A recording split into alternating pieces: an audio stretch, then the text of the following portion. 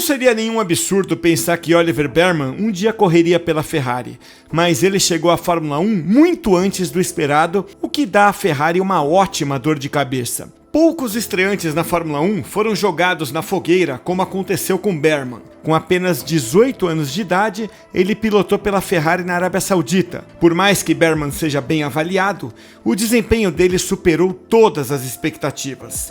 Ele foi convocado poucas horas antes do último treino, depois que Carlos Sainz foi hospitalizado com apendicite. A Ferrari já sabia do potencial de Bearman. É por isso que ele é o principal piloto júnior da equipe. Mas ainda não havia planos de dar para ele um assento em tempo integral. A Ferrari ia manter Carlos Sainz ao lado de Charles Leclerc pelas próximas temporadas, mas acabou contratando Lewis Hamilton para 2025. Independentemente do caminho que a Ferrari escolhesse, Bearman não estava nos planos a curto prazo.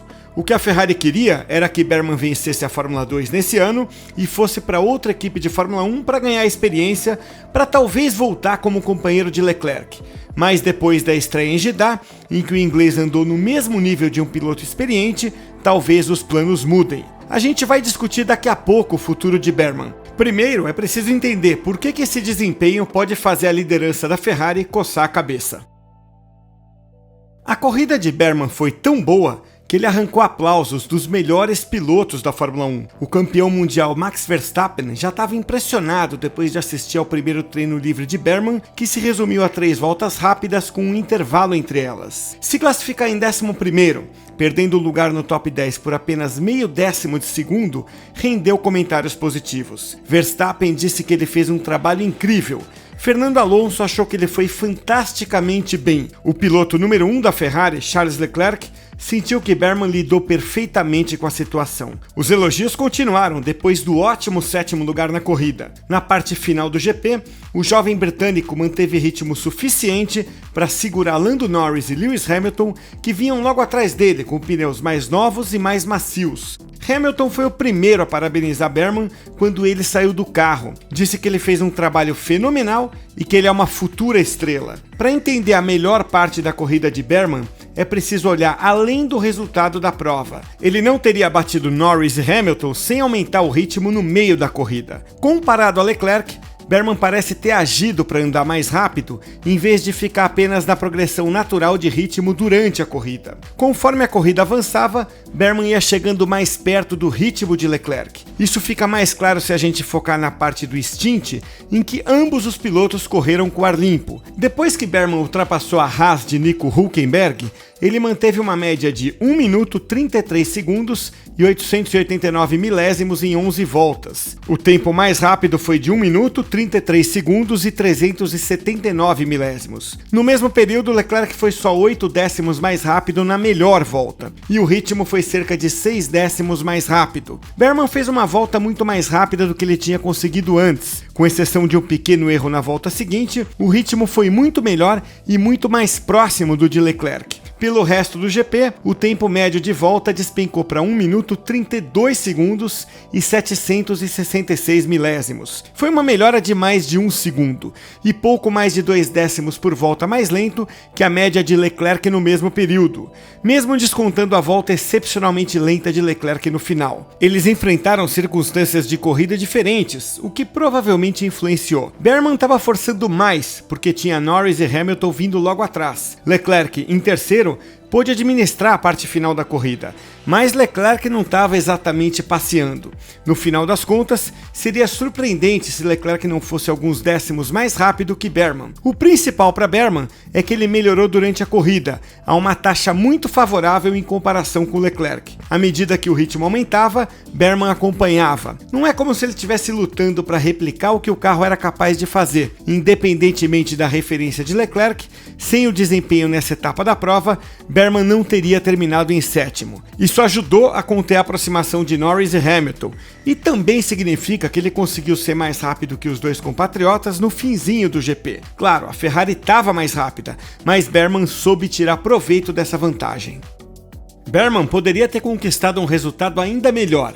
Sim, pode parecer uma crítica injusta, mas ela só reflete o quanto ele foi bem. Ele ficou um pouco decepcionado por não ter ido bem numa classificação interrompida, porque ritmo para chegar ao Q3 ele tinha. A última volta dele no Q1 foi comprometida por Fernando Alonso ultrapassando na última curva, no que a Ferrari talvez pudesse ter ajudado melhor. Então, a primeira volta rápida no Q2 foi interrompida por uma bandeira vermelha provocada por Nico Hülkenberg. As voltas rápidas mostraram Bergman lutando na entrada das duas curvas mais cegas e mais complicadas da pista e passando um pouco do ponto. Ele precisava de uma segunda volta usando o último conjunto de pneus macios para tentar chegar ao Q3. Tendo tirado o máximo dos pneus, ele melhorou, mas não o suficiente. Ele terminou apenas meio segundo atrás de Leclerc e 6 décimos atrás do líder Verstappen. Foi sem dúvida um ótimo resultado. Porém, se ele tivesse largado no top 10, talvez tivesse batido nomes como George Russell e Fernando Alonso,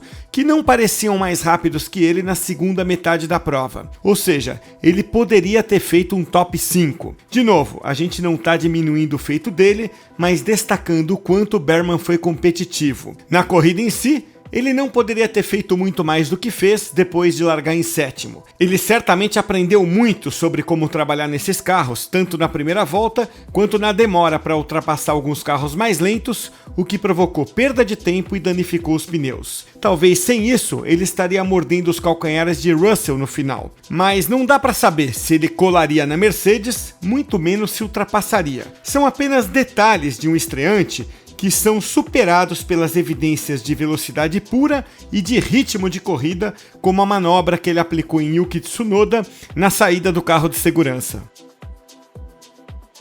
Levando tudo em consideração, Bergman está pronto para a Fórmula 1 em termos de habilidade e mentalidade. Ele tem apenas 18 anos.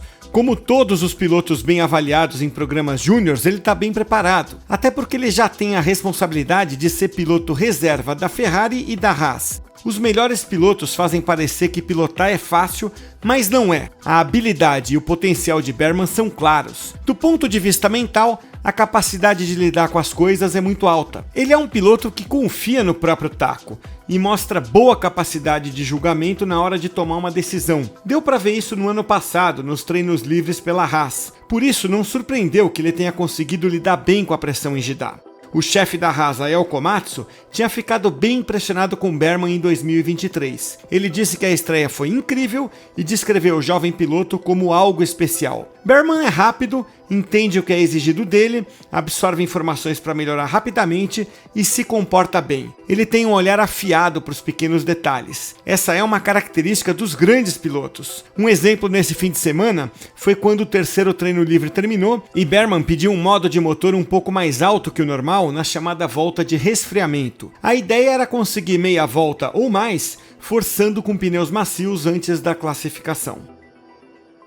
A Ferrari está feliz com o que viu de Bergman na sexta e no sábado, mas ela não precisa decidir já o que fazer com ele. As opções são muitas, porque no fim das contas o plano original não era esse. O que a Ferrari tinha esboçado para Bergman era focar na Fórmula 2, ganhar esse campeonato, depois ganhar experiência numa equipe pequena de Fórmula 1 e só aí ver onde ele poderia se encaixar. Teve um fato curioso e irônico na Arábia Saudita. Bergman teve que ficar de fora da Fórmula 2. Ele tinha conquistado a pole position, mas foi fazer a estreia na Fórmula 1. Bom, agora ele é o último colocado da Fórmula 2, um campeonato que ele precisaria ganhar para garantir uma estreia na Fórmula 1. Claro, no fim das contas, ele deu um passo muito mais largo para chegar à Fórmula 1 do que o título da Fórmula 2 é capaz de proporcionar. Leclerc viu o trabalho de Bergman de perto e disse que agora é uma questão de tempo para ele chegar de vez à Fórmula 1. Então, a questão não é mais se ele vai chegar, mas quando ele vai chegar. E não deve passar de 2025.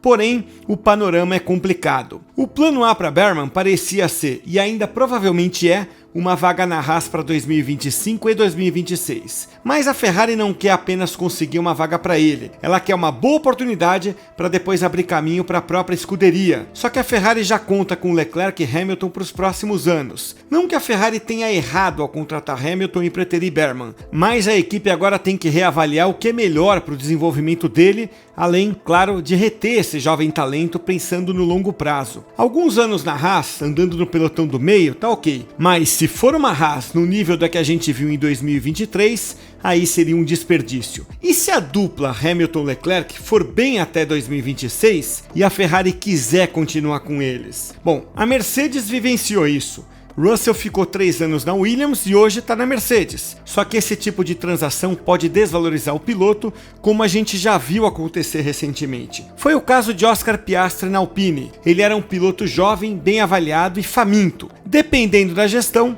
o piloto pode ficar impaciente, principalmente se sentir que vai ficar estacionado em algum lugar sem um caminho claro para algo maior. Isso não necessariamente aconteceria se Berman fosse emprestado pela Ferrari. Ele deve ter um caminho muito mais claro para a própria Ferrari e uma fé mais forte do que Piastri tinha na Alpine. Então, talvez a linha do tempo funcione. Um aprendizado de 2 anos na Haas pode valer a pena. O ponto é que Berman vai precisar saber que a vaga na Ferrari é uma possibilidade real e que ele não vai ficar a vida toda esperando uma chance que não chega nunca. Até porque ele mostrou o potencial que tem para o mundo inteiro ver. Ele talvez corra na Fórmula 1 de novo em 2024. Se a Ferrari ou a Haas enfrentar alguma indisponibilidade de piloto, outra convocação pode acontecer, mas qualquer coisa além disso depende de um fato completamente inesperado.